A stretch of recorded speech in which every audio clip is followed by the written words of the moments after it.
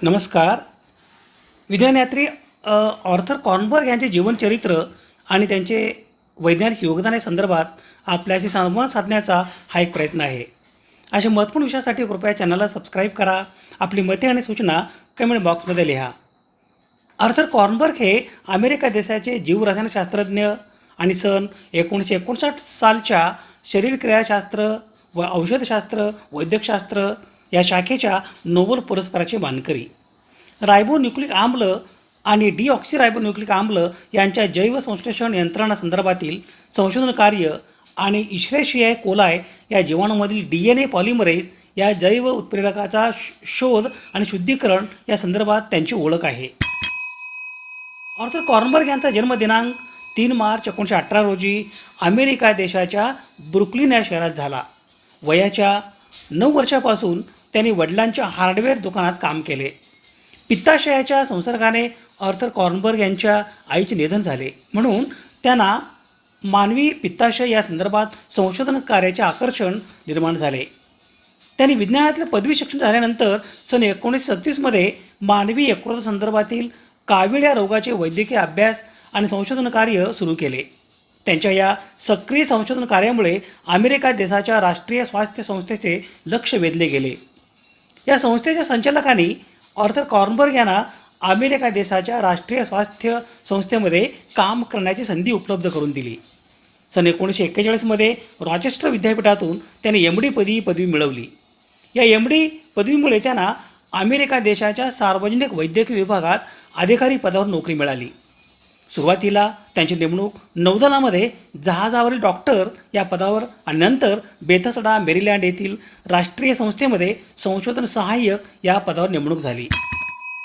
New York विद्यापीठातील Severo ओचोवा आणि Washington विद्यापीठातील कार्ल कोरी यांच्या सहकार्यातून ऑर्थर कॉर्नबर्ग यांनी जैव उत्प्रेरक एन्झाईम्स यांच्या शुद्धीकरण आणि जैव सामर्थ्य मापन म्हणजे बायोॲसे या विषयाअंतर्गत प्रशिक्षण वजा माहिती घेतली.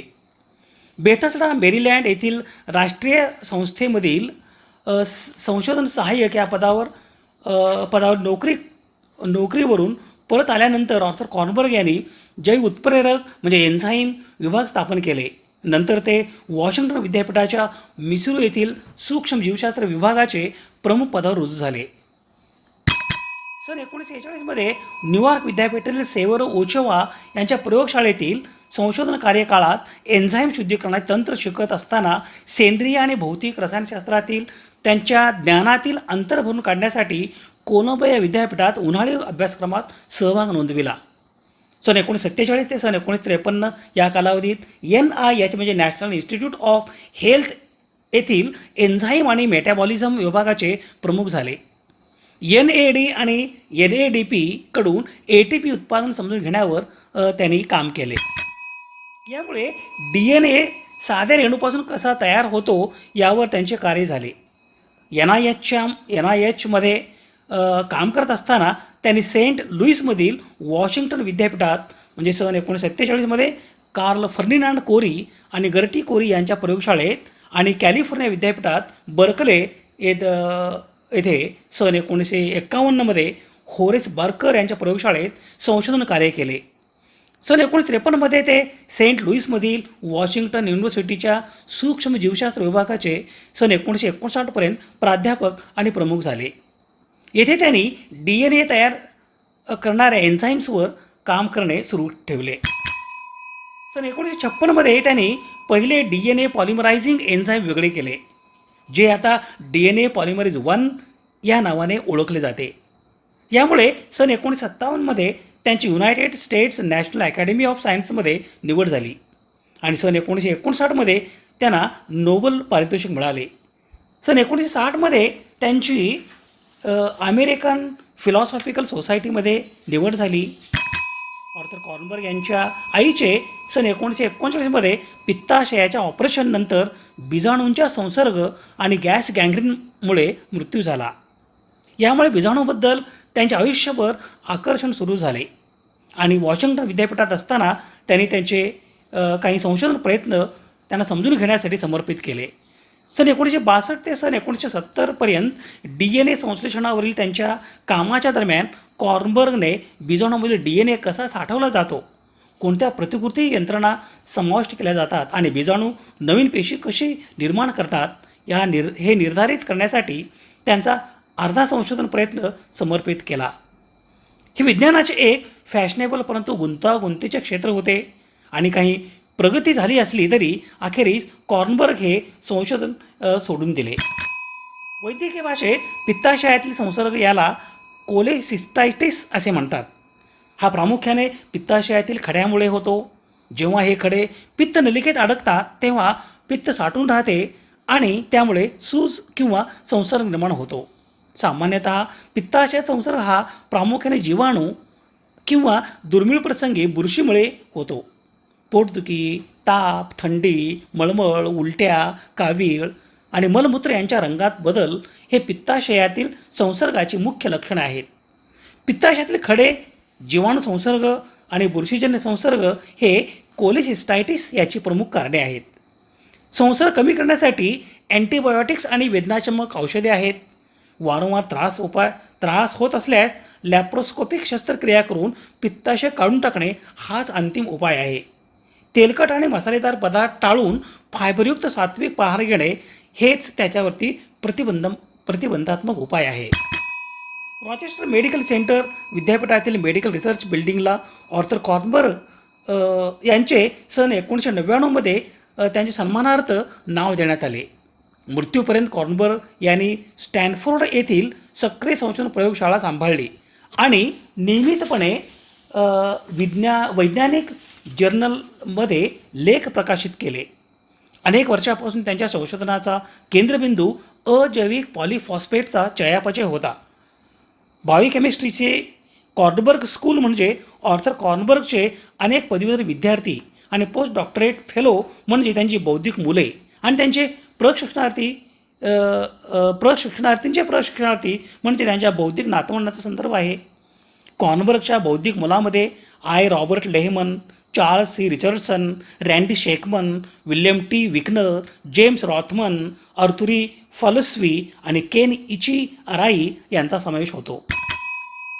सन 1950च्या पूर्वार्धात एकीकडे जेम्स वॉटसन आणि फ्रान्सिस क्रिक यांनी DNAच्या विभाजनाचे औपचारिक प्रारूप याची मांडणी केली होती. त्याच कालावधीत सन 1950च्या पूर्वार्धात ऑर्थर कॉर्नबर्ग यांनी पेशीमधील गुणसूत्रांचा म्हणजे क्रोमोसोम याला लागणाऱ्या मोठ्या प्रमाणावरील DNA संश्लेषण याच्या रासायनिक प्रक्रियेचा शोध लावला. पुढे जाऊन ऑर्थर कॉर्नबर्ग आणि त्याचे सहकारी यांनी नंतर DNA दुरुस्ती संदर्भातील जैव उत्प्रेरक म्हणजे एन्झाईम आणि गुणसूत्रांच्या लंबित वाढ होण्यासाठी लागणारे जैव उत्प्रेरक म्हणजे एन्झाईम यांचा शोध लावला. या संशोधन कार्याचा उपयोग DNA हाताळणी आणि त्यामुळे DNA पुनर्बांधणी या तंत्रज्ञानासाठी झाला. यातूनच जनुक अभियांत्रिकी म्हणजे जेनेटिक इंजिनिअरिंग ही शाखा उदयास आली.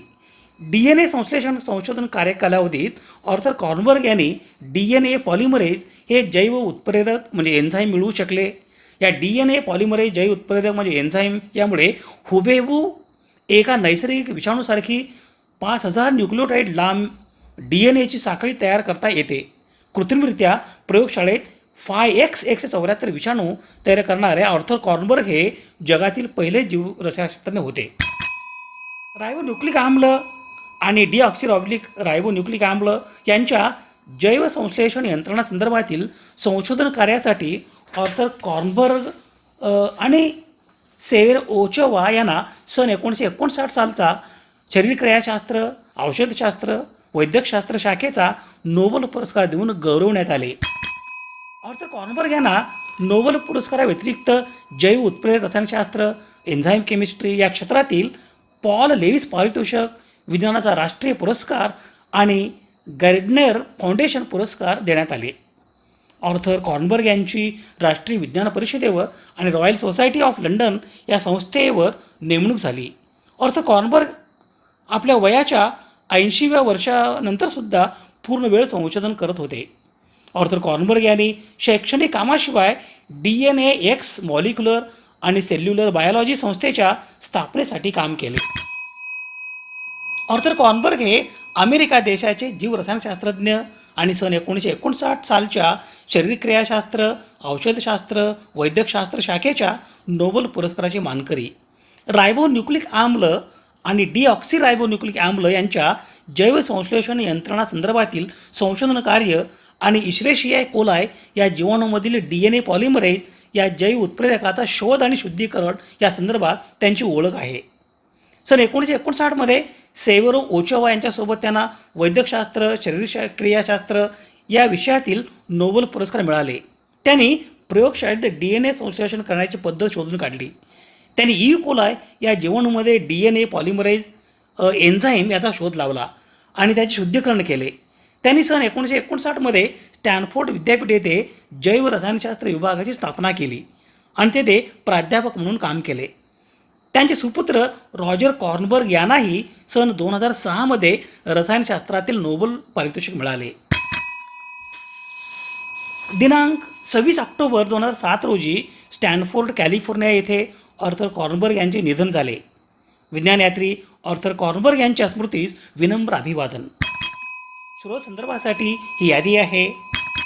समाजहिताच्या एखाद्या वैज्ञानिक विषयासंदर्भात प्रबोधन करणे, जागतिक समस्यांचे निराकरण करण्यासाठी सामाजिक इच्छा आणि संसाधने एकत्रित करणे आणि मानवतेच्या यशाचा उत्सव बळकट करणे यासाठी सुवर्णसंधी म्हणजे सामाजिक आणि वैज्ञानिक सण आणि उत्सव. अशा महत्त्वपूर्ण विषयासाठी कृपया चॅनलला सबस्क्राईब करा. आपली मते आणि सूचना कमेंट बॉक्समध्ये लिहा. विज्ञाननिष्ठा हीच जीवननिष्ठा. धन्यवाद.